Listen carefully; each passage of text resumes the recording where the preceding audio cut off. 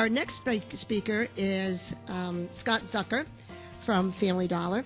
And Scott Zucker is the Vice President of Business Services. He manages the delivery of all IT-enabled solutions for the various business units, including supply chain, merchandising, marketing, store operations, finance, and HR. So thank you very much. It's an honor to be here. I think some people would look at Deb's slide earlier with kind of that continuum of all the different retailers and kind of fight for wherever they are in the position. As far as I'm concerned, any day I'm happy to be boxed in between Walmart and Target, Kroger's and Kohl's. I mean, I think there was a time when, frankly, Family Dollar probably wouldn't have shown up on that list, and I know that we wouldn't have had an opportunity to speak to you guys today. So, a couple things. I try to keep notes, but it always happens. I never actually read them. They just kind of get folded up. A couple things I do want to talk about. First of all, if you ever want to make your investor relations team crazy at the office, just tell them you're on a panel with Deb, and they'll make sure that they give you the whole runaround and make sure that you know all the things to say, not to say. But it's really been great, actually, with both Sue and Deb. I think I turned to Deb earlier. They're like the rock stars of this conference. Everywhere we go, people are grabbing them and talking to them. So what I'm going to do is I'll give you a little bit of perspective on Main Street, tell you a little bit about Family Dollar. As with everything, it's never as good as you say, and it's never as bad as you say. So hopefully it doesn't come across as boasting or bragging. The first thing I want to talk about, I'm kind of up here supporting our initiatives around supply chain merchandising. My background is in the business. I spent about 20 years. I spent about 20 years. There's a little peek there. I spent about 20 years doing on the business side, and then I moved over into IT. And so I've worked closely now for the last 18 months with a business partner, Kevin Boynowski, who's our SVP of Global Sourcing. And Kevin, a lot of times, does these presentations. Kevin's not here. He's overseas in Asia. So just to pay homage to Kevin, I told him that we were talking last night. I told him I would at least let everyone know what he looks like so that you have an idea. Because I'm going to mention Kevin throughout the presentation, and he has done a lot of the work behind this. I'm kind of the IT guy that is helping to kind of describe and talk about the effort. So the first thing I want to talk about is Family Dollar. Give you a little bit of history around Family Dollar. The best way to do it is really talk about the customer we serve and the trip we serve and then the store we serve it in. So the customer we serve, she's pretty much a female, head of household, makes less than $40,000 in income. They live paycheck to paycheck and has high school education. And you saw the impact of the unemployment figures on folks with high school education or less. The trip, we really have a unique place in the market. We don't really go up against Walmart, although we have a Walmart assortment. We're really focused on that convenient trip. It's usually, the items are about 4 to 5 items in a basket. It's less than $10. Very much about consumables and discretionary items and trying to find that right mix. The whole emphasis for us is around convenience and value. The stores, which you'll hear a little bit about some of the changes that have happened in the stores, we just broke just recently into the 7,000 store mark. This fall we opened stores in California for the first time. Largely our stores are based in urban and rural markets. They're between 7,500 and 9,500 square feet, and about 1.1 million per store is what we do on average. The unique thing about our stores is we have stores that do upwards of 5 million, and then we have stores that have space in the 5,000 and less range. So when you start talking about trying to assort to those variances and that demand, it gets to be quite a challenge. So I joined in 2006, and the interesting thing about 2006, I'll never forget this. I think it was my first day, and I went out and had lunch with some of the merchants, and I was asking them about like Family Dollar and this and that. And they were very quick to point out that I said, well, what's good, what's bad? They said, well, last year we didn't pay a bonus for the first time ever. And I was like, wow, okay. I really hadn't been used to bonuses or whatnot, but it was the first time in like 30 years. And So it really was boggling to me because we had grown so fast, and I obviously did my due diligence before I joined Family Dollar, and you see this growth. The challenge was that growth came at a cost. Our earnings, you see the trend, eventually or gradually decreased over time.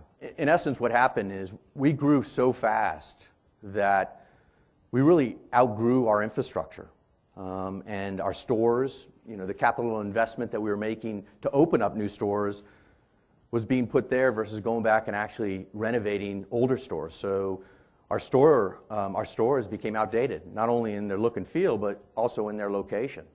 And ultimately, we became irrelevant to our customers in a lot of these markets. Also, a key component of this was about in the middle of that timeline, we made a strategic decision to move into the urban markets, which proved to be very challenging for us. And what that did was it really highlighted for us the constraints that we were operating in terms of our infrastructure and our ability to actually deliver a unique shopping experience. So that was kind of the elephant in the room. Everyone said, wow, we can't continue to do this. We're not relevant with our customer. And so really there was a period where the executives got together and said, we kind of have to come up with a new path forward. So this kind of new path was focused on really two things. Obviously, it starts with the customer and really getting to know our customer. We brought on, at that time, a head of strategy, Dorlisa Fleur, helped really bring forth a lot of our customer analytics and really move us into a next generation. But our plan was really to drive profitable and sustainable sales growth. So the key word there is sustainable. We have to be able to drive growth that we can manage and sustain. So there's really kind of three prongs to that approach. The first was revitalize our stores. And so over the ensuing probably 5 years, we've spent a significant amount of money on new point of sale, workforce management solutions. So certainly in our stores and in every retailer, your cost of goods and your labor are some of your highest expenses. So we put in the process of implementing a workforce management solution across 7,100 stores and 50,000 plus employees. We also rolled out new formats. So the concept was our customers are shopping differently, and they're shopping differently across these different markets. So how do we build a format with layouts and adjacencies that's more relevant to them? And then finally, we had to work on the team. So any of you that have ventured into a Family Dollar store understand that's a difficult working environment, a very difficult working environment. So how do we build that team up and make them where they're leading world-class team members within the store infrastructure? The next was expand consumables. So we had continued to see a trend in consumables, and we wanted to exploit that. So heavy focus on grocery, health, household. As you've probably noticed over the last 5 years, the number of coolers that we have in our stores has gone up from, and I'll probably get this wrong, but I think 3 to 12 or more coolers. Our offering of grocery has expanded considerably. Health with the baby boomers, huge for us. So that was the second prong of our, approach. The last one was we had to improve margins. And growing sales that aren't profitable, you're not going to be around too long. So a lot of the work that I did in merchandising before I moved over into IT was really along the merchandise planning and pricing, analytics. We implemented new MRM marketing solutions and really kind of transformed our merchandising so that we could actually design and deploy tailored assortments across our markets. That was kind of the first phase. I call that a 1A. The 1B was around global sourcing and private brands. And that's really what I'm going to try and speak to you today about is what were the efforts that we were doing around global sourcing and private brands. For us, the global sourcing and the private brands is really somewhat recent. I mean, you can see it starts in about 2008. And the roadmap is really focused on being very pragmatic. So, as Deb said, trying to extract value. Certainly, we all come out and we say we're doing these implementations and doing this, but this solution, this technology. But in reality, it's what kind of value are driving from that? So, the first piece of that for the first couple of years was just getting our processes right, the people, really leveraging what we had and just doing it better. The second step was we needed a geographical reach. So, we set up a legal entity in about 9 months. We opened up offices in Hong Kong and Shenzhen, and we moved our team out to those offices. So now we had the people, the processes at least started. We had an office. The third piece was we needed solutions. For us to scale and drive the growth that we needed, we couldn't do it with the existing Excel and the ERP systems that we had. We really needed something more, and that's really where TradeStone comes in. They were a big part of our transformation, and we spent certainly a good amount of time going through the selection process, and we picked TradeStone for a number of reasons. I'm not going to talk about this slide in detail, but I wanted to give you somewhat of an overview of the benefits that we saw with TradeStone. I'll speak to some of the reasons why we chose them, but we saw TradeStone really more as a merchandise lifecycle management solution than the traditional PLM solution. Certainly PLM was a component, but we were looking for something that could manage that whole transaction end to end. So something that could do global sourcing, the order management, and also the logistics and finance piece. So we really saw TradeStone as a holistic solution. So when we went through the process, knowing those were some of our criteria, there were some specifics that we were looking for. We wanted a solution that provided end-to-end functionality. It could support all our lines. So we have a Walmart assortment in about 7,000 square feet. We wanted exception-based reporting. Certainly it had to be built on a solid foundation of reporting, workflow. That's the key kind of component of a solution such as TradeStone's.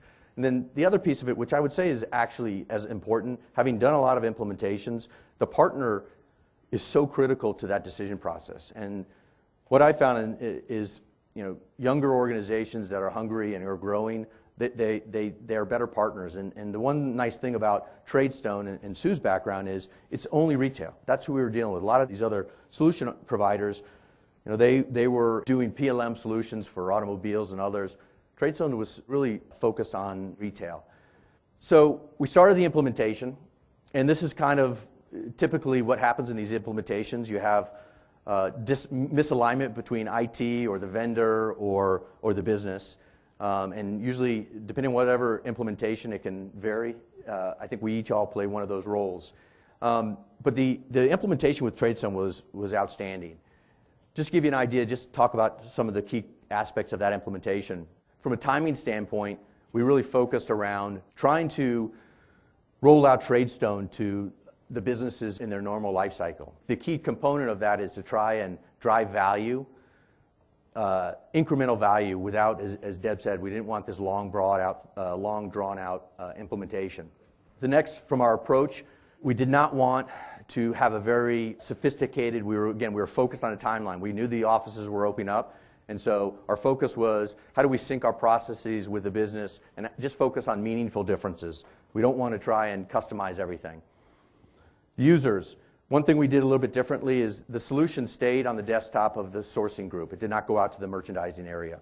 And so that really improved our adoption, allowed the rollout and the change management to go over much more smoothly. The fourth piece was we want to take a path of least resistance. So the one nice thing about TradeStone was we really could do a hosted or a SaaS solution. We did not have to implement it behind our firewall, which again, sometimes IT is not the easiest thing to work through, and so for us that was allowed us to get it up fast. Configuration, we used an agile approach. So rather than deploying the whole solution to specific areas, we really said, let's take pieces of their solution and let's roll it out by category. So literally in 4 months, we had this solution up. And the other key piece of it was customization. We didn't have any. And again, I give that credit to Kevin and his team in terms of really pushing back on the merchant community. So the last piece, I'm going to talk about this towards the end, so I'm going to kind of jump over this. But what we're working on now is how do we take all those pieces and make them work seamlessly together. And this is a journey. We have a lot of work to do in terms of implementing or integrating TradeStone upstream and downstream. So where do we end up? Our goals were, raise quality standards, improve our processes, develop a more competitive sourcing alternatives. And this past year, which we just finished, we increased our direct imports about 24%. So you can imagine the impact that has on the bottom line. And that's just the beginning.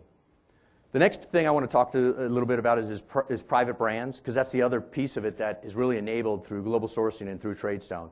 So at the same time that we were doing global sourcing, we launched our private brands organizations with a lot of the similar objectives.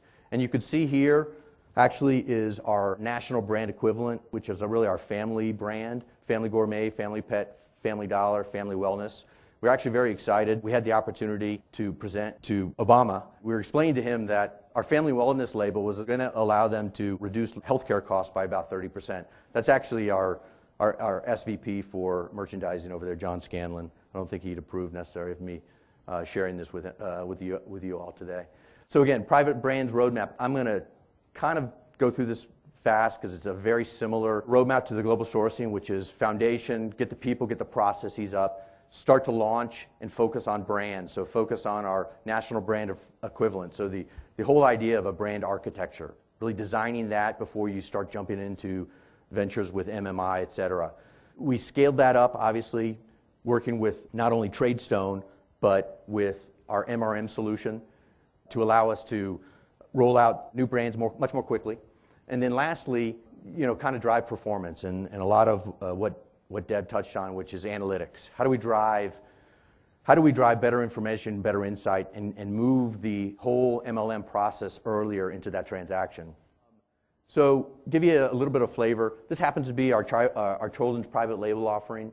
Gives you a little bit of idea of the sense of style that we had. It wasn't very relevant. It was very difficult to execute not only in the stores, but also in marketing. It really just didn't have any relevancy. It was just a bunch of labels.